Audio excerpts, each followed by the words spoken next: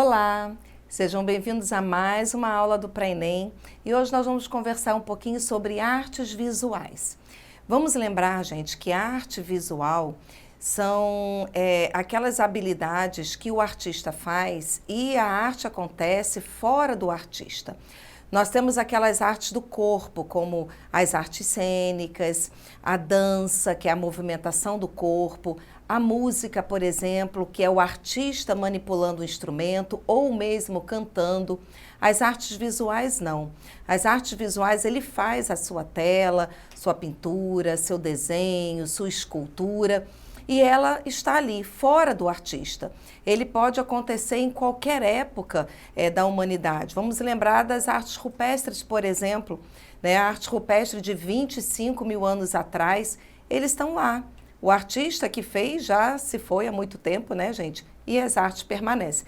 Então, as artes visuais são assim. E elas têm uma amplitude de variedade muito grande. Então, eu tenho cinema, televisão, fotografia, além das pinturas, esculturas, arquiteturas, tudo isso se enquadra em artes visuais. E aí eu trouxe uma definição para vocês e eu quero que vocês acompanhem comigo aqui no slide. Vamos lá? Consideram-se artes visuais um conjunto de manifestações artísticas como as seguintes: pintura, desenho, gravura, artesanato, fotografia e cinema. Além dessas, são consideradas ainda outras artes visuais: a escultura, a instalação, intervenção, a arte urbana, a arquitetura, a novela, o web design, a moda, a decoração e o paisagismo. O conceito de arte visual, está relacionado ao ato de visualizar, ver. Por isso, integra as artes que a fruição, ou seja, é a apreciação, acontecem por meio da visão. Com o desenvolvimento da tecnologia e dos computadores, a arte visual também pode ser considerada como ferramenta tecnológica. As artes modernas e contemporâneas foram responsáveis por ampliar ainda mais o conceito de arte. Então, gente, você conseguiu observar aqui nessas definições que é essa questão da arte de ver. E aqui eu trago dois elementos dessas artes visuais, que é a instalação e a intervenção. Nas questões que nós vamos analisar hoje, tem muitos artistas que trabalham com essas duas categorias. O que é uma instalação artística? É quando eu modifico o ambiente interno. Então, hoje, você vai procurar numa galeria de arte, é difícil você encontrar pinturas, você vai encontrar pinturas em museus ou então em galerias clássicas. Mas as galerias mais modernas, mais contemporâneas, os artistas vão trabalhar em instalações. Ele modifica o espaço interno. Então, ele vai colocar algumas esculturas, ele vai colocar alguns elementos ocupando esse espaço que o observador, né, o espectador, aquele visitante, caminha por entre essas artes, caminha por entre esses elementos que o artista espalhou no espaço. Então, isso se chama instalação artística. E a intervenção artística vai ser no espaço aberto, praças, ruas, jardins públicos. Então, o artista, por exemplo, ele pode trabalhar bandeiras, ele pode trabalhar estandartes, ele pode trabalhar, às vezes, labirintos dentro desse espaço público. E a intenção das instalações e das intervenções artísticas é o público participando. O público está interagindo, dependendo daquilo que o artista quer passar. Se é textura, se é um odor, se é uma lembrança do passado. Então, nós vamos olhar nas atividades de hoje justamente essas características. E eu trouxe para vocês alguns artistas que são importantes, tá? Que trabalham dentro dessa perspectiva das artes visuais, principalmente na instalação e na intervenção, e que são mais contemporâneos. Então, vamos acompanhar aqui comigo algum deles. O primeiro que eu trago para vocês é Carlito Carvalhosa. Ele é artista da instalação. Carvalhosa usa diversos meios e objetos encontrados para transformar o espaço arquitetônico. Sua peça mais conhecida é provável Sum of Day, que é a soma de dias, uma monumental instalação específica de material translúcido branco e com a gravação de ruído ambiente, que ele instalou no átrio do MoMA. Olha só essa imagem, né? Você tem como se fosse um cesto, e esse cesto, o que ele representa? E aqui na descrição está falando que ele tem ruídos do ambiente. Então é aquele cesto que você vai interagir com o som que vai ser transmitido nesse espaço. Então isso é instalação. Tem outro artista aqui, vamos lá, Sancler Semi. Ele vai trabalhar com esculturas, e eu digo aqui, ó, variando do figurativo ao abstrato, do aço corte ao mármore robusto, as esculturas de Semi referenciam uma ampla gama de artistas e culturas. Embora tenha nascido no Brasil, o escultor agora vive e trabalha no Brooklyn e em Pequim. Observe a construção que ele trabalhou, né? Essa construção, o nome ele deu de Star, e aí eu tenho o trabalho com aço. E é uma intervenção artística. Eu quero que vocês observem bem o espaço onde essa obra está localizada. Parece que é uma floresta, né? Um campo, tem árvores. Então ele está transformando o espaço externo, tá? Por isso ele trabalha uma intervenção. Próximo artista é Sandra Cinto.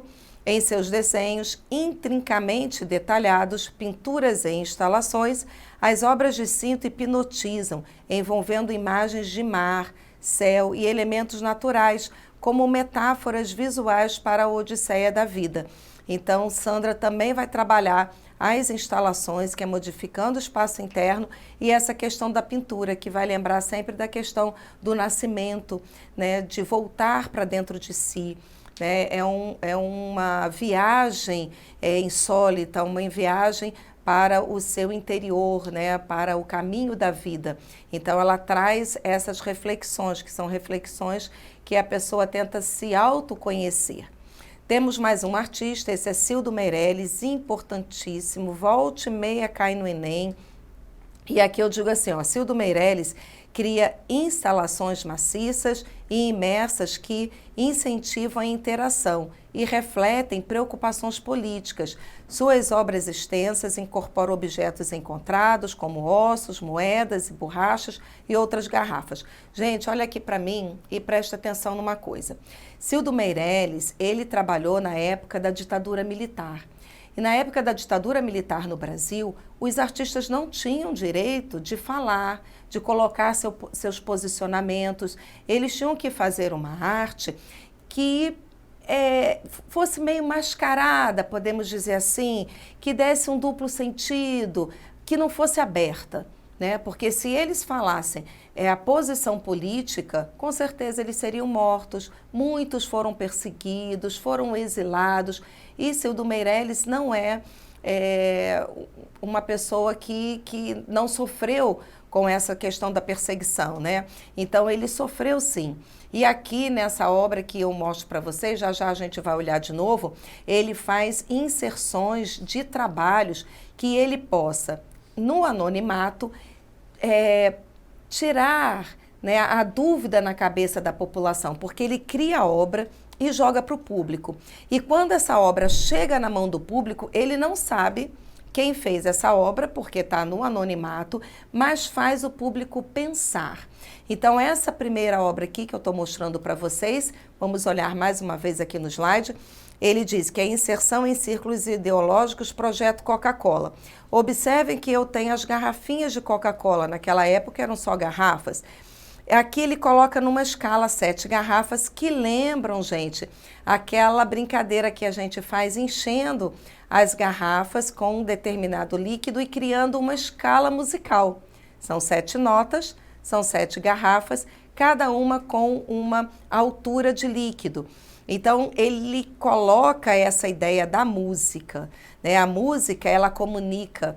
A música, ela vai atingir qualquer público. E a garrafa de Coca-Cola também. A partir do problema que é um material utilitário, né? Que é um material popular, as pessoas bebem Coca-Cola.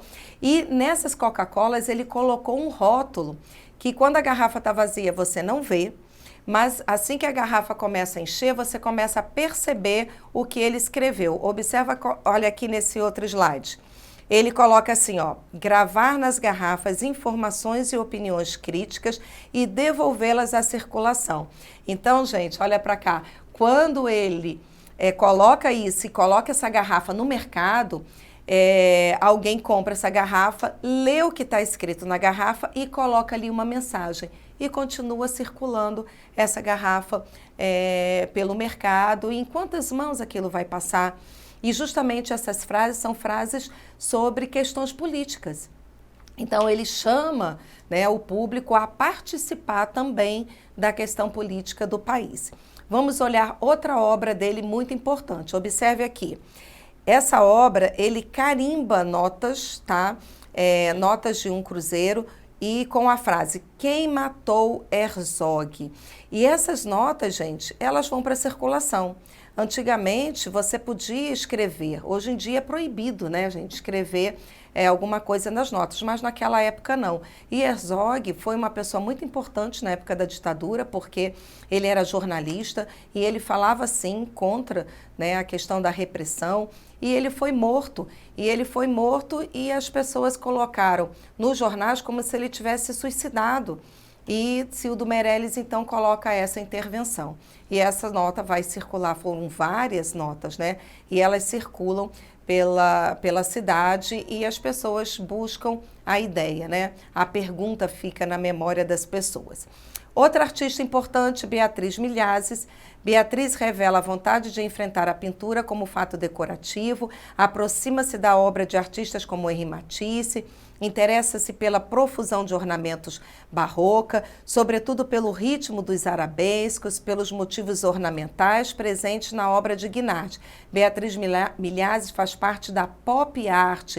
Ela também vai trabalhar muitas vezes rótulos, embalagens de produtos de supermercado. Então ela é importantíssima na arte brasileira e fez sucesso e ainda faz seus trabalhos pelo mundo inteiro. Próximo artista que eu quero trabalhar com vocês é Irã, do Espírito Santo. Santo é conhecido pelas esculturas nas quais objetos cotidianos, como dados, lâmpadas, latas e espelhos, são abstraídos em formas geométricas, simplificadas e minimalistas. Muitas de suas obras estão incluídas na coleção permanente do MoMA. Gente, essa escultura é uma escultura que lembra formas geométricas e ela parece que tem um certo movimento. Então, outro artista brasileiro que faz sucesso no mundo também. Mais uma artista é Lúcia Klock. Essa artista, ela vai colocar nos seus trabalhos, como eu escrevo aqui, adiciona filtros de luz e materiais translúcidos, alterando clarabóias e fachadas, ou colocando imagens de espaços tridimensionais em paredes. Koch centra sua prática na transformação de espaços arquitetônicos. Suas obras são criadas para criar tensão entre interior e exterior, desafiando os limites do espaço particular. Então, essa artista também é considerada uma artista das instalações, tá? Porque ela vai modificar o espaço interno, mesmo que ela use luz que venha de fora, ok? Mais um artista é Ernesto Neto. Observe essa obra. É uma instalação, parece que é um animal ou alguma coisa, né, que se movimenta no interior e ela está num espaço fechado. Neto é um dos artistas da instalação, muito influente no Brasil, cria ambientes sensuais de grande escala que invocam experiências corporais, muitas vezes trabalhando em um tecido elástico com cores vibrantes e ele preenche os materiais aromáticos, orgânicos ou táteis. Então, o odor faz parte do trabalho de Ernesto Neto. Tunga é outro artista muito importante, José de Barros Carvalho e Melo, que é o nome de Tunga, e ele também trabalha nas galerias essa questão da instalação. Tunga, gente, vai trabalhar objetos que lembram o onírico. Lembram-se que nós falamos do onírico, que é o surrealismo, que é o mundo dos sonhos. Então, ele resgata um pouquinho dessa característica, né, da obra de você trabalhar o seu inconsciente, tá? E ele é artista da contemporaneidade, tá? Brasileira. Vicky Muniz é outro artista super importante, volta e meia também cai no Enem. E observa essas três imagens, gente. Vicky Muniz está trabalhando a primeira, que é a Mona Lisa. A segunda é a Morte de Marat, que é uma obra neoclássica, e a terceira é a imagem de John Lennon. Gente, o problema, olha só, ele trabalha essas obras que são obras clássicas, são releituras. Então ele faz a obra da Mona Lisa, ele faz a Morte de Mahat, ele faz John Lennon, só que ele usa materiais, gente, que são geleias. Ele trabalha com lixo, ele trabalha com diamantes. A arte de Vicky Muniz aqui nessas 3 imagens a gente chama de arte efêmera. O que é uma arte efêmera? É uma arte que passa. Quando ele faz a Mona Lisa com geleia, você vai comer aquela geleia e a obra se foi. Então ele cria com esse material e depois ela vai ser consumida. O lixo, a mesma coisa, ele cria essa obra de Mahat com o lixo e depois ele vai desmanchar. John Lennon, a mesma coisa. Então ele vai suscitar você trabalhar com materiais do dia a dia, que você conhece, né, que você pode manipular facilmente.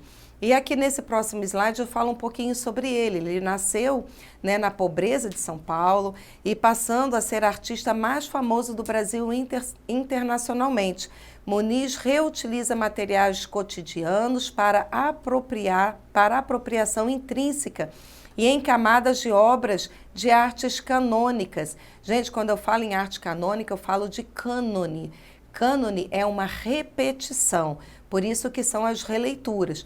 E aqui eu digo, ó, entre suas muitas obras, Muniz recriou o Warhol em diamantes, porque o Andy Warhol trabalhou, John Lennon, tá? Vicente da Vinci, né, que é Leonardo da Vinci, que trabalhou a Mona Lisa, ele trabalha com manteiga de amendoim e geleia, como eu comentei, e há obras neoclássicas, como aquela do lixo, que foi A Morte de Mahat. Tudo bem? Vamos então agora, gente, à nossa primeira questão do Enem. Essa questão, observe, é uma instalação. Observe que essa instalação parece que tem algumas coisas pendentes, né, do teto ao chão. Ela foi feita como se fosse um crochê, tem alguma coisa dentro e tem pessoas ao redor. Lembrando que as instalações, o grande propósito das instalações é interação, tá, do público com a obra. E aí a pergunta é, a instalação Dengo transformou a Sala do MAN em São Paulo em um ambiente singular, explorando como principal característica artística a participação do público na interação lúdica com a obra, distribuição de obstáculos no espaço da exposição, representação simbólica de objetos oníricos, interpretação subjetiva da lei da gravidade, valorização de técnicas de artesanato. Acabamos de falar qual é o objetivo da instalação, gente. Então, a única resposta correta é a letra A. E eu trago para vocês um comentário. Por que a letra A está certa? Porque justamente a instalação é um tipo de arte que o ambiente é utilizado para abarcar produções artísticas. Nessa obra de Ernesto Neto, podemos observar estruturas de crochê pendentes do teto e ocupando a sala. Onde os visitantes podem interagir. Nota-se a presença de crianças transitando entre as estruturas e vai evidenciar justamente esse caráter interativo do trabalho. Então, quando aparecer para vocês questões que falam sobre instalação ou intervenção, fiquem atentos. A opção que você vai procurar é a opção que fala da interação, tá? Do público com a obra. Vamos agora, então, à segunda questão. Nessa segunda questão, eu trago essas 2 obras de Cildo Meirelles, que é a questão da Coca-Cola e Quem Matou Herzog. E aí a pergunta vai ser a seguinte, ele vai dizer, durante a ditadura militar no Brasil, a partir do golpe de 1964, muitos artistas foram perseguidos e impedidos de mostrar suas obras. Toda produção artística deveria antes ser avaliada pela censura, que liberava o que considerava adequado para ser mostrado ao público. Manifestações contrárias ao governo militar só passavam pela censura se conseguissem enganar os censores ou se encontrassem outros caminhos de divulgação. Então, observa, gente, que é uma obra de questões políticas. Ele coloca essa obra no anonimato, então ninguém sabe quem fez, ela está circulando pela população, então o objetivo, né, de Cildo Meirelles quando ele fez essas obras. E a questão justamente vai pedir isso, ele vai dizer, nas obras acima podemos perceber o quê? Então vamos lá na opção. Letra A apropriação de objetos do cotidiano na tentativa de romper qualquer barreira entre a arte e a vida comum. As obras acima fazem parte do movimento pop art, do inglês arte popular, que começou em 1960 nos Estados Unidos. Vamos aqui por eliminação em cada questão, gente. Quando ele fala na A, que é a apropriação de objetos do cotidiano, até é objeto sim do cotidiano, que é a nota, é a garrafa. Mas ele diz que é na tentativa de romper qualquer barreira entre a arte e a vida comum. Ele não está trabalhando na questão do rompimento das barreiras da arte e da vida, porque a arte e a vida, elas são intrínsecas. Né? A vida é mostrada através da arte, a arte vai refletir a vida, então não tem um rompimento aí. E quando ele diz que faz parte da pop art, é verdade, faz parte sim. Então cuidado quando as questões têm meias verdades, né? Letra B, o interesse do artista são os temas comuns que falam sobre o cotidiano. Para transformar suas obras populares, o artista pop usa semelhantes recursos aos meios de comunicação de massa, apropriando-se de objetos e produção do gosto popular. Gente, quando ele coloca essas duas imagens, que é a Coca-Cola que vai circular e as notas, não são produção de meio de comunicação em massa. Naquela época, os programas de comunicação em massa eram a rádio e os jornais. Gente, a TV só chega no Brasil em 1950, então nem todo mundo tem acesso à TV aqui na década de 60, só algumas pessoas. Letra C, o artista faz uso da apropriação comum à produção artística contemporânea. Suas obras naquele momento tinham um caráter de contestação política e se inseriram nas novas formas de propor arte que se popularizaram desde os anos 60. Aqui ele fala sim que trabalha questões políticas e realmente a C pode dar uma sugestão de resposta correta, mas quando ele diz que ela faz parte das apropriações comuns à produção artística contemporânea, aí você pode já levantar a lebre e talvez não encarar essa como a resposta correta. Vamos aqui a letra D e letra E. Na D ele diz assim, o valor artístico não está na imagem, e sim na ação proposta pelo artista, que propõe a reprodução de sua obra por qualquer pessoa, criando uma barreira que o protegia da censura e fazia a sua obra ser popular, e ele um artista conhecido por todos. Gente, olha bem o que ele diz aqui na letra D. Ele diz que a imagem é a ação proposta pelo artista, só que ele diz que propõe a reprodução de sua obra por qualquer pessoa. Não é essa a proposta dele. Ele não quer que as pessoas reproduzam a sua obra. Então aqui nessa questão também tem duas verdades, mas tem uma mentirinha, né, gente, nesse meio. E a letra E, ele diz que é a tentativa do artista em burlar a ditadura. Se observarmos bem, as duas obras fazem parte de um mesmo trabalho, inserções em círculos ideológicos, e só podem ser entendidas quando todas as obras desse projeto estão juntas. A letra E é a resposta correta, justamente porque ele vai burlar a ditadura e o trabalho dele em conjunto te dá a nítida certeza da intenção desse artista. Ok, gente?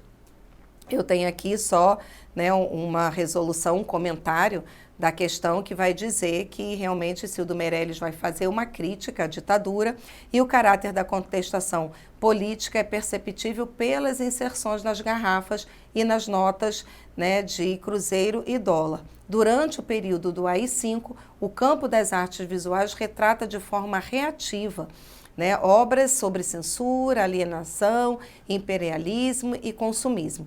Então, gente, é muito comum no Enem trabalhar essas questões falando sobre ditadura, sobre esses elementos específicos. Vamos a mais uma questão. Nessa terceira questão, eu tenho um tronco de árvore e eu tenho uma cadeira colada nesse tronco de árvore. A cadeira não está no chão, então ela perde a função de sentar. A cadeira é um objeto feito para sentar, só que o artista está mudando um pouquinho da função. E o texto diz assim, Nessa estranha dignidade do nosso abandono, o objeto foi exaltado de maneira ilimitada e ganhou um significado que se pode considerar mágico. Daí sua vida inquietante e absurda. Tornou-se ídolo e, ao mesmo tempo, objeto de zombaria. Sua realidade intrínseca foi anulada. Então, observa que a chave está nessa última frase desse texto. Sua realidade intrínseca foi anulada. Foi anulada a observação da cadeira, ser uma cadeira objeto para se sentar. E ele pergunta, a relação observada entre a imagem e o texto apresentados permite o entendimento da intenção de um artista contemporâneo. Nesse caso, a obra apresenta características funcionais e de sofisticação decorativa, futurista e de abstrato geométrico, construtivistas e de estruturas modulares, abstracionistas e de releitura do objeto ou figurativas e de representação do cotidiano. Gente, é uma releitura do objeto, né? Ela não é sofisticada, ela não tem uma abstração, embora ela seja figurativa. Aqui a letra correta é a letra D. Quando ele fala abstracionistas, não que a obra seja abstrata, mas ela vai abstrair o sentido. Por isso que é uma abstração de releitura, tá? Então fiquem bem atentos a essa questão. E eu trago aqui uma resolução, né, um comentário que vai dizer que é justamente a desfuncionalização de um objeto que marca a obra de arte contemporânea, o que elimina suas características próprias, inerentes, que rondam o senso comum. A abstração do objeto material permite sua releitura e, consequentemente, ampliação do seu horizonte estético. Tudo bem, gente? Nós vamos ficar por aqui, né? Você sabe que essa aula e outras aulas com outros assuntos você encontra na plataforma Edu, que está aparecendo aqui na sua telinha. Então fique atento, desejo a vocês bons estudos e te aguardo na próxima aula. Até lá!